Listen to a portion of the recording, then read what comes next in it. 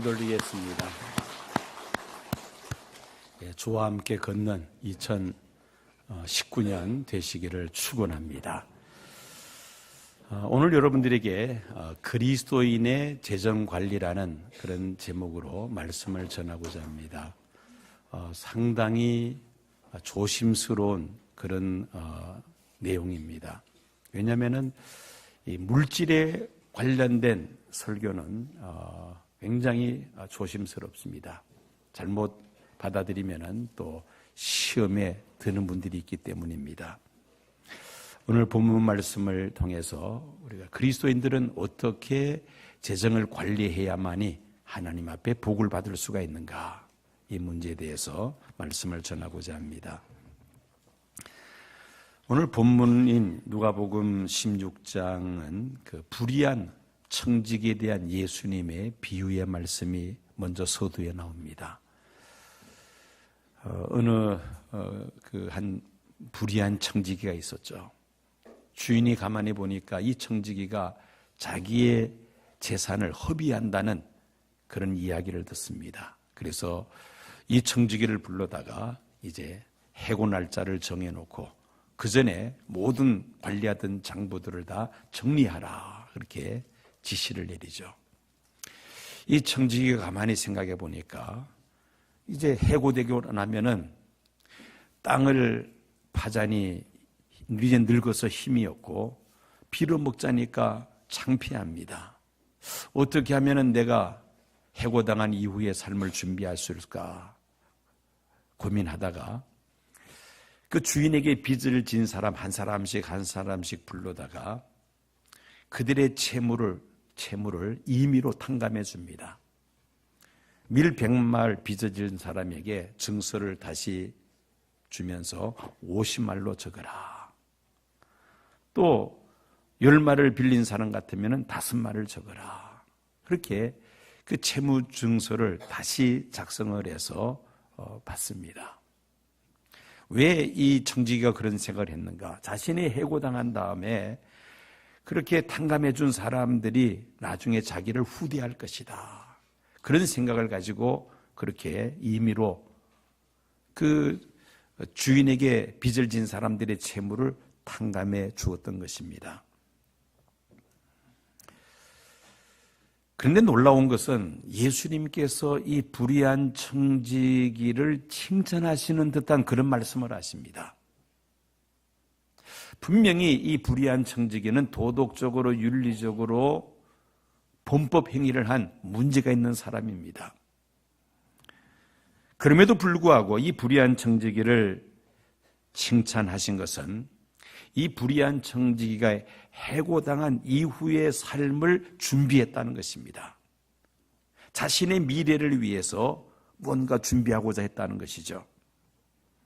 세상 사람들도 아침 안개같이 잠시 피었다 사라지는 세상에서 자신의 미래를 위하여 수단과 방법을 가리지 않고 저렇게 열심히 준비를 하는데, 제자들은 천국을 소망한다 하면서 과연 얼마나 하나님 나라를 위하여 준비하면서 살아가고 있느냐, 그것을 깨달아야 한다는 것입니다.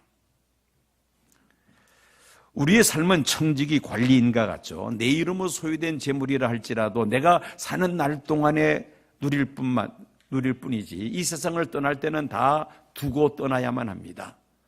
우리가 애지중지하는 이 몸뚱아리도 우리가 세상 떠날 때 가지고 갈 수가 없습니다. 하나님 나라를 소망하며 산다는 것은 과연 무엇이냐? 또 내가 소유한 모든 것들을 어떻게 내가 하나님 나라 위하여 관리하느냐, 이것이 매우 중요한 과제라는 것이죠. 장차 하나님 나라에서 받게 될 상급을 위하여 과연 나는 어떤 준비를 하면서 살아가느냐는 겁니다.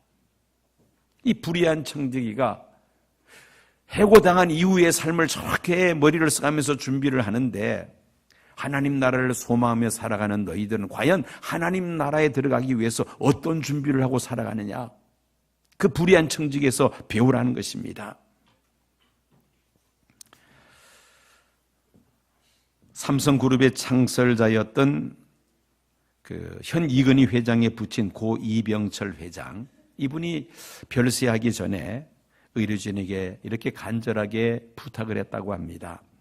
나를 1년만 더 살게 해주세요.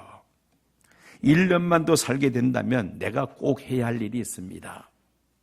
나는 지금까지 돈을 모으는 데는 성공을 했지만은 돈을 돈답게 써보지 못하고 이 자리까지 왔어요.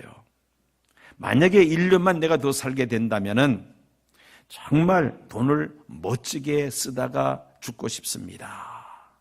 그런 말을 했습니다. 그런데 안타깝게도 그분은 그 소원을 이루지 못하고 세상을 떠나고야 말았습니다.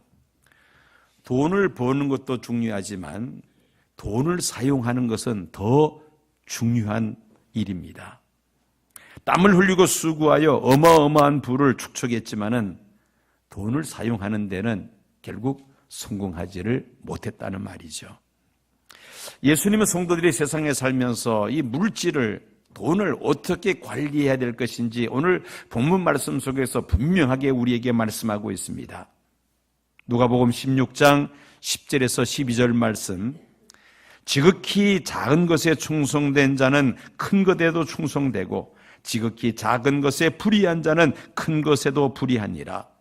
너희가 만일 불의한 재물에도 충성하지 아니하면 누가 참된 것으로 너희에게 맡기겠느냐? 너희가 만일 남의 것에 충성하지 아니하면 누가 너희의 것을 너희에게 주겠느냐? 여기에서 불의한 재물, 영어 NIV 성경을 보면은 worldly wealth라고 되어 있습니다. 번역하고 있습니다. 참된 것은 true riches라고 그렇게 번역을 하고 있습니다. 이 말씀에 대한 공동 번역을 보면 이렇습니다. 만약 너희가 세속의 재물을 다루는데도 충실하지 못하다면 누가 참된 재물을 너희에게 맡기겠느냐? 다시 한번, 만일 너희가 세속의 재물을 다루는데도 충실하지 못하다면 누가 참된 재물을 너희에게 맡기겠느냐? 이런 물질은 선한 것도 아니고 악한 것도 아닙니다. 어떻게 관리하느냐에 따라서 선한 것이 될 수도 있고 악한 것이 될 수도 있습니다. 랜디 알컴이라는 사람은 이런 말을 했습니다. 돈을 잘 쓰면 돈이 좋은 종이 되고 돈을 잘못 쓰면 돈이 나쁜 주인이 될 수 있다. 그런 말을 했습니다.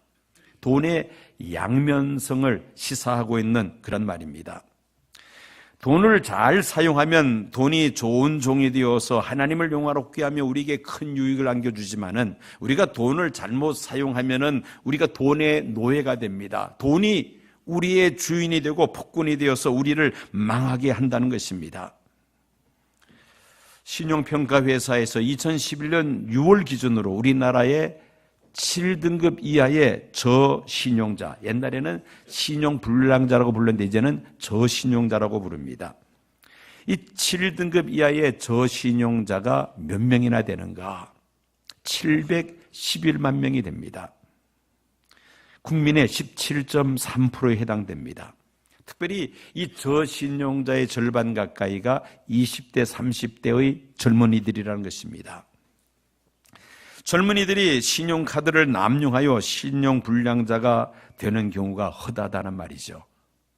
이 신용카드 부실은 단순히 경제 문제 차원을 넘어서서 심각한 사회 문제로 비화될 수가 있습니다. 이로 인해서 자살률도 늘어납니다. 재정관리의 중요성을 우리가 실감하게 됩니다.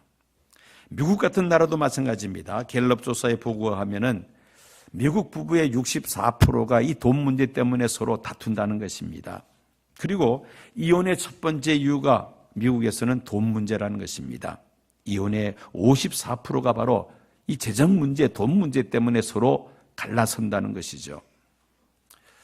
자, 이처럼 이 세상에서 이 물질, 이 돈이 참 중요한 문제입니다. 그런데 성경을 보면은 그에 못지않게 이 물질의 중요성에 대해서 교훈하고 있음을 우리가 발견하게 됩니다. 성경에 믿음에 관한 성경 구절이 약 450개 구절이 있습니다. 기도에 관한 성경 구절들이 약 500개 구절이 있습니다.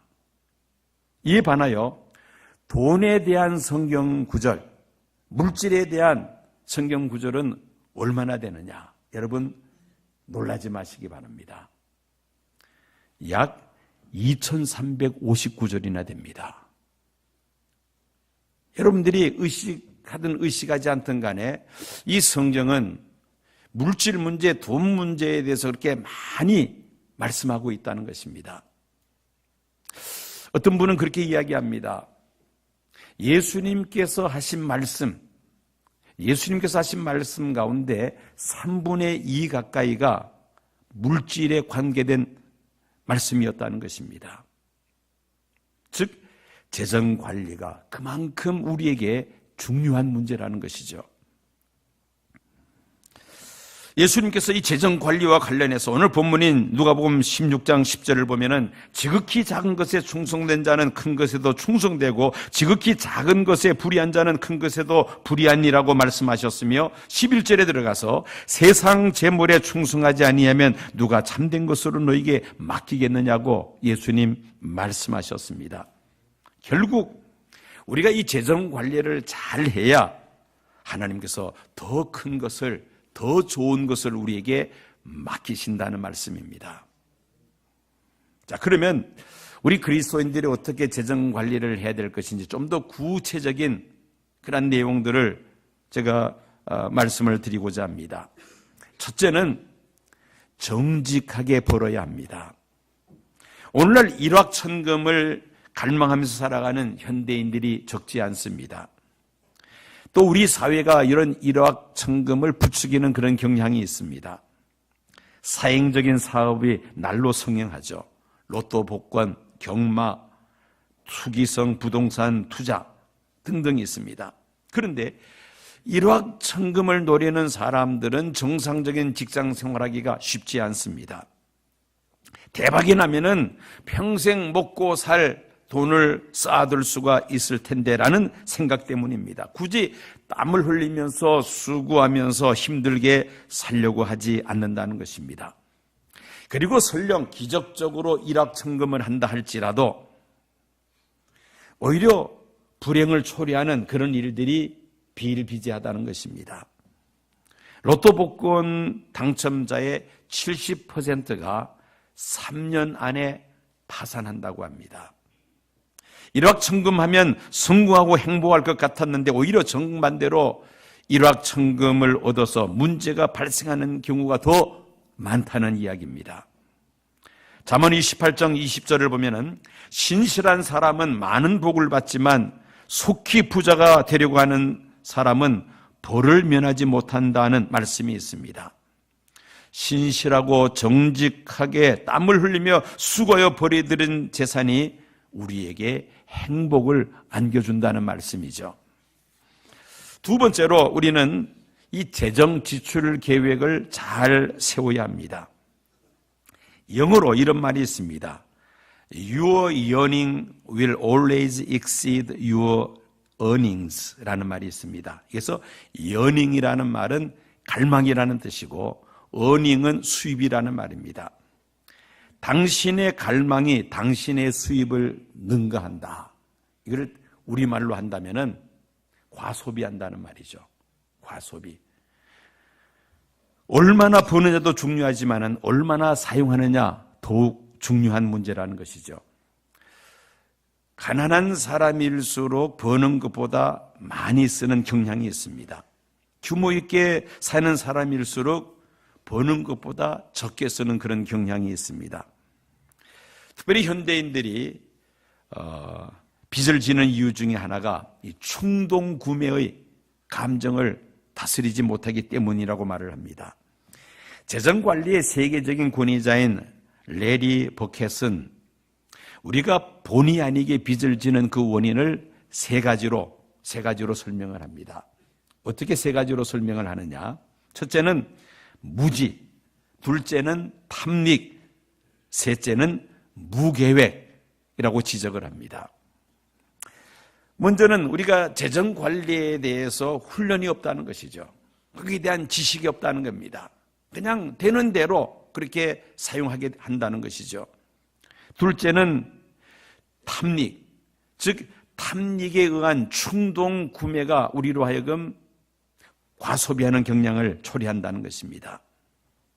그 다음에 무계획적인 지출, 이것이 바로 우리가 빚을 지는 이유라는 것입니다. 잠언 21장 20절 하반절을 보면은 공동 번역을 보면 이렇게 번역하고 있습니다. 미련한 사람은 그것을 삼켜버린다. 미련한 사람은 그것을 삼켜버린다. 미련한 사람은 돈을 벌자마자 다 써버린다는 겁니다.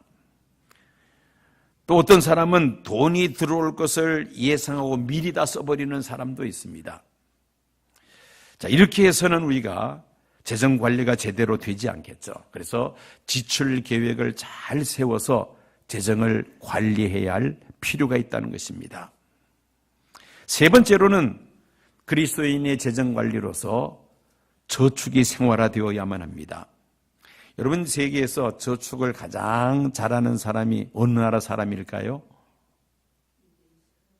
예, 우리 기학부. 어느 나라 사람이 저축을 가장 많이 할까요?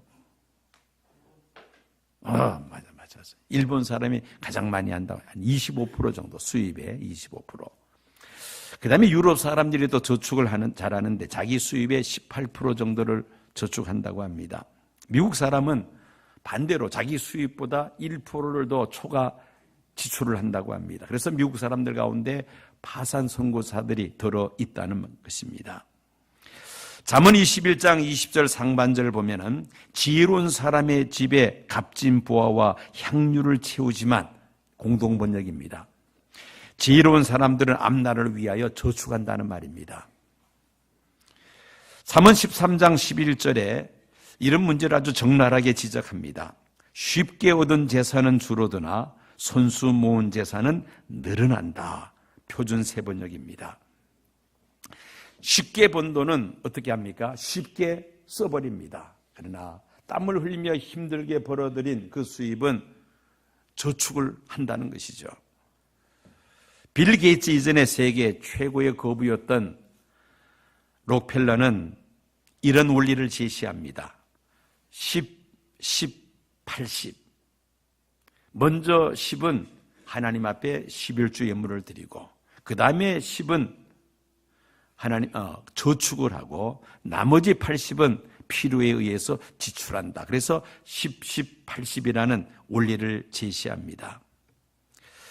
우리가 어쨌든 버는 것도 중요하지만은 사용하는 것도 잘 사용해야 하는데, 우리 저축하는 문제에 대해서도 그리스도인들은 신경을 써야 한다는 것입니다. 그 다음에 또 한 가지, 우리 그리스도인들에게 있어서 재정 관리에 반드시 있어야 될 것이 무엇이냐? 11조 생활을 잘 해야만 합니다. 11조는 내가 소유한 모든 것이 다 하나님께로부터 온 것이라는 신앙 고백입니다. 만약에 11조 생활을 하지 않는다면은 내가 소유한 것이 다 하나님께로부터 온 것이라는 고백이 없다는 말이기도 합니다.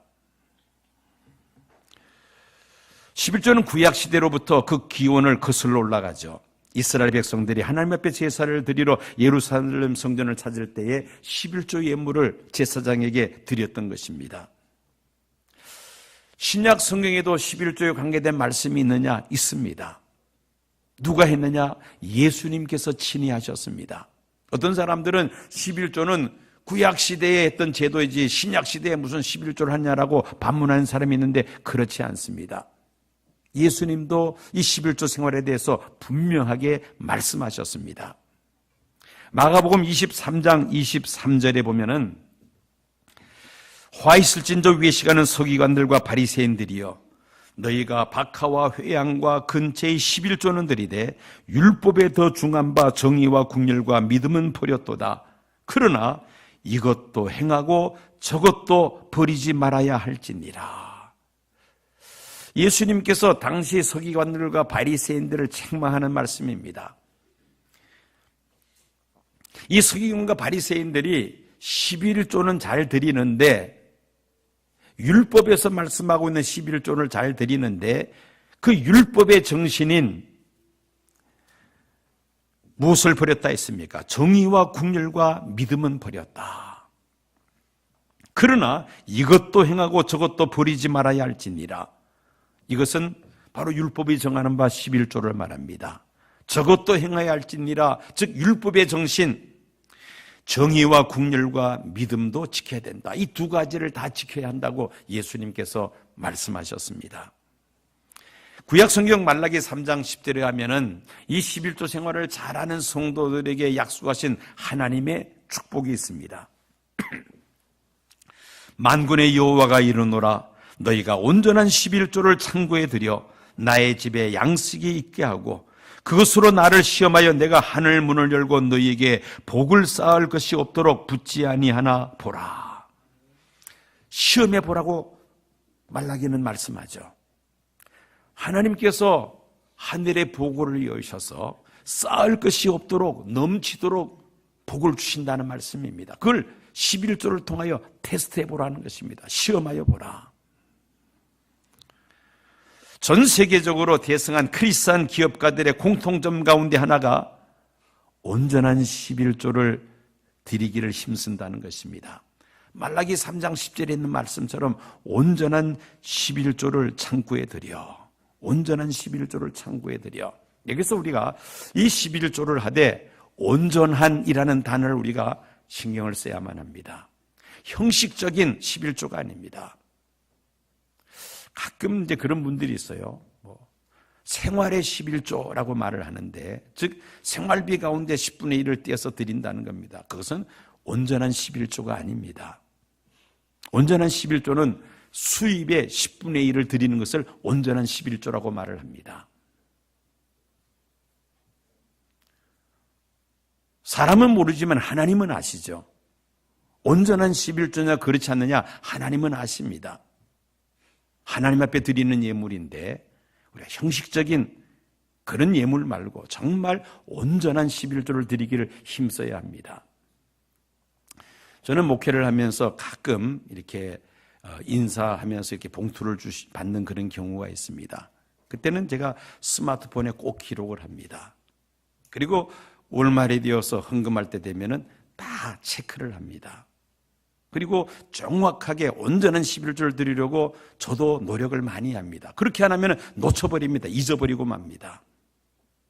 온전한 11조를 드려야 한다. 이 말씀을 여러분들이 꼭 기억을 하시기를 바랍니다. 이 11조는 수입이 적을 때부터 해야 합니다. 내가 성공하고 부자가 되면 그때 내가 많이 하겠다. 그거 다 빈말입니다. 적을 때부터 해야 내가 많이 벌었을 때도 제대로 실천할 수가 있죠. 그리고 또 어려서부터 이게 습관화되어야만 합니다. 그래야 수입이 많아졌을 때도 어렵지 않게 온전한 11조를 하나님 앞에 드릴 수가 있습니다. 예수님께서 말씀하셨잖아요.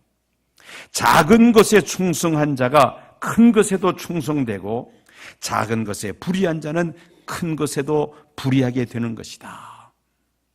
작은 것에 충성해야만 합니다. 어려서 양부모님이 다 돌아가심으로 고아가 된 한 소년이 있었습니다. 그는 가난하여 뉴욕 허드슨 강가에서 배를 청소하면서 근근하게 하루하루를 살았습니다.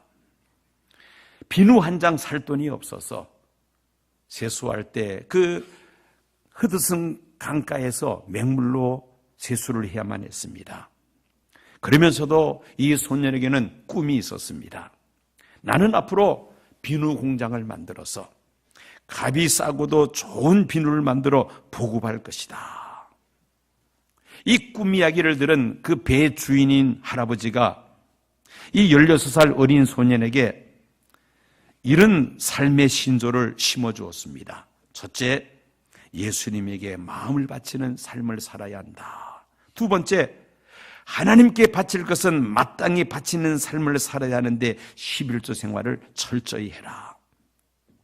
셋째, 모든 영광을 하나님께만 돌려라. 넷째, 내가 커서 비누 공장을 하게 된다면 충분한 재료를 놓고 정량을 속이지 않은 양질의 비누를 생산하라. 이 16살 소년이 그 할아버지가 한 그 말을 마음에 새겼습니다. 바로 이렇게 해서 크게 성공한 사람이 콜게이트라는 사람입니다. 여러분 콜게이트 치약 아시죠? 그는 사업이 번창하여 나중에 11조를 한 것이 아니라 10의 5조까지 했다고 합니다. 여러분, 온전한 11조, 이것이 바로 그리스도인의 재정 관리의 기초입니다. 하나님의 것을 하나님으로 돌릴 줄 아는 작은 것에 충성한 자에게 하나님은 더 큰 것과 더 좋은 것을 맡기실 줄로 믿습니다. 마지막으로 자신의 것으로 만족할 수 있어야만 합니다. 사람의 욕심이란 끝이 없습니다. 재물을 많이 가진 사람일수록 더 많이 갖고자 하는 그런 욕망을 갖습니다. 차라리 가난한 사람이 욕심도 적죠. 마치 목이 마를 때 바닷물을 마시면 더 갈증이 나듯이 재물을 많이 모으면 모을수록 더 많은 것을 소유하고자 하는 그런 욕망이 생긴다는 것입니다. 그래서 디모데전서 6장 6절에서 10절까지의 말씀을 보면은 사도 바울이 젊은 목회자 디모데에게 이렇게 권면합니다. 돈을 사랑하는 마음은 일만하게 뿌리가 된다고 말씀하면서 우리가 세상에 아무것도 가지고 온 것이 없음에 또한 아무것도 가지고 가지 못하리니 우리가 먹을 것과 입을 것이 있은즉 족한 줄로 알 것이니라. 자족하는 마음, 내가 현재 소유하고 있는 것에 대해서 만족하는 마음이 있어야 한다는 것입니다. 전도서 6장 9절 공동번역을 보면은 가지고 있는 것으로 만족하는 것이 욕심에 사로잡혀서 헤매는 것보다 낫다는 말씀이 있습니다. 어느 숲을 가는 탐심에 눈이 어두운 사람은 마치 브레이크가 고장난 자동차에 타고 앉아있는 사람과 같다고 말을 합니다. 브레이크가 파열된 자동차는 어떻습니까? 계속해서 질주하다가 나중에 곤두박질해버리고 맙니다.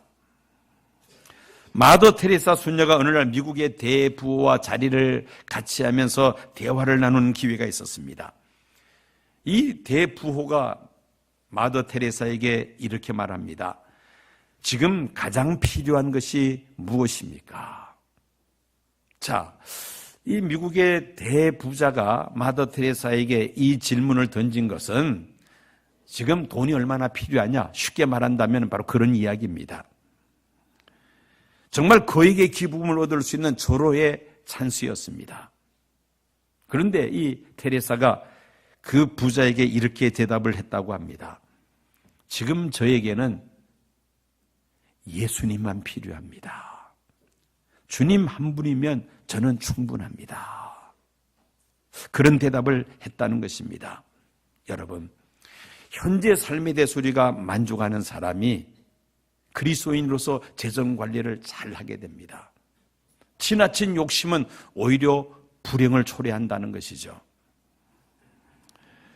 예수님께서 제자들에게 말씀하시기를 세상 재물을 잘 관리한 사람에게 더 좋은 것과 더 큰 것을 맡기신다고 말씀하셨습니다. 이 불의한 청지기가 이 세상에서의 자신의 그 미래를 생각하면서 주인에게 채무를 진 사람들을 불러다가 다 임의로 탕감을 해주죠. 자신의 장래를 위해서 이 불의한 청지기가 이렇게 머리를 쓰는데 천국을 소망하며 하나님 나라를 사모하면서 산다면서 과연 너희들은 하나님 나라를 위하여 무엇을 준비하며 살아가고 있느냐? 예수님께서 오늘 우리들에게 말씀하고 계십니다. 과연 청지기로서 바른 신앙관을 가지고 하나님이 맡기신 재물을 잘 관리하고 있느냐? 우리에게 묻고 계십니다. 내 이름으로 된 부동산, 내 이름으로 소유된 물질이라 할지라도 이 세상을 떠날 때는 우리는 다 두고 갈 수밖에 없습니다. 영원한 내 것이라고는 아무것도 없습니다. 우리는 청지기 관리인에 불과하다는 것이죠. 이 청지기 신앙을 가지고 그리스도인으로서 우리가 이 물질 재정을 잘 관리할 때에 하나님께서 우리에게 더 좋은 것, 더 큰 것을 맡기실 줄로 믿습니다. 많은 성도들이 하나님 앞에 복받기를 원합니다. 더 좋은 것, 더 큰 것을 달라고 요구를 합니다. 그러나 정작 그것을 받을 만한 그릇은 준비하지 못하고 있습니다. 그것이 바로 그리스도인의 재정 관리 능력입니다. 오늘 여러분들에게 5가지를 말씀드렸습니다. 정직한 수입과 계획성이 있는 지출과 미래를 위한 저축과 영원한 하나님 나라를 대비하는 마음으로 또 청지기 신앙을 가지고 11조를 온전한 11조를 드리며 지나치게 욕심 부리지 말고 자신의 것을 잘 만족하면서 하나님 맡기신 그 물질을 우리가 잘 관리할 때에 이 지상에 사는 날 동안에 하나님께서 더 큰 것으로 맡겨주시고 장차 우리가 하나님 나라에 들어갈 때 하나님께서 좋은 것으로 상을 주실 줄로 믿습니다. 과연 내가 그리스도인으로서 물질을, 재정을 어떻게 관리해 왔느냐? 하나님 말씀 앞에서 우리 자신을 비추어 보시기 바랍니다. 한번 따라해 보실까요? 말씀대로 믿고 말씀대로 행하면 말씀대로 이루어진다. 예수님의 말씀을 마음판에 새기시고 작은 것에 충성함으로 인하여 더 큰 것을 맡을 수 있는 지혜로운 청지기들이 다 되시기를 축원합니다. 말씀을 기억하시며 찬송가 316장 부르시겠습니다.